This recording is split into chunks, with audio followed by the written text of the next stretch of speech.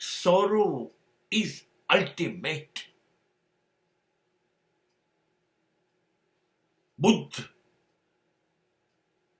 જીવનના વૈજ્ઞાનિક છે ને કહે છે કે જીવન માત્ર દુઃખ છે, દુઃખ છે, દુઃખ છે.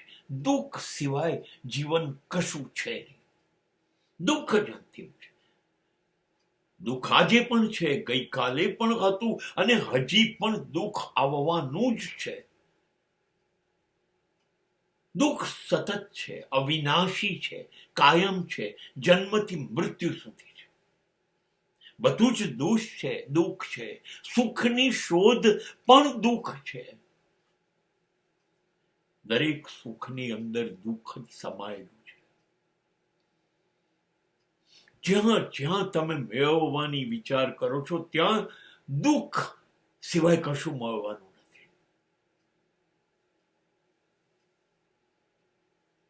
જન્મ લીધો ત્યારે જ દુઃખ પીડાથી શરૂ થયો અને પછી બાળપણ, પછી યુવાની, પછી વૃદ્ધાવસ્થા અને મૃત્યુ સુધી દુઃખ વગરની કોઈ કલ્પના તો બતાવો, કોઈ ઘડીક તો બતાવો.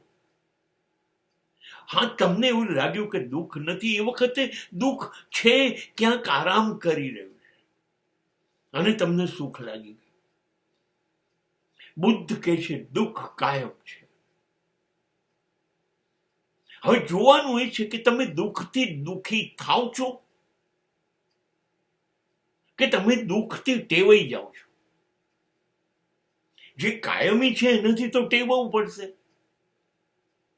તો તમે ટેવાઈ જાઓ છો દુઃખથી, તમને દુઃખ ગમવા માંડે છે, તમને દુઃખ જ અનુકૂળ લાગવા માંડે છે. તમને એવું લાગતું જ નથી કે આ દુઃખ છે. સાચે સાચ જો તમે ખરેખર વિચારતા થશો તો તમને લાગશે કે ખરેખર દુઃખી થવા જેવું કશું છે જ નહીં. એ છે જ નહીં. અને આવું થશે ત્યારે દુઃખ તમને હરાવી નહીં શકે, ડરાવી નહીં શકે. ત્યારે દુઃખ પોતાની જાતને પૂછતું હશે કે તું દુઃખ છું કે નહીં.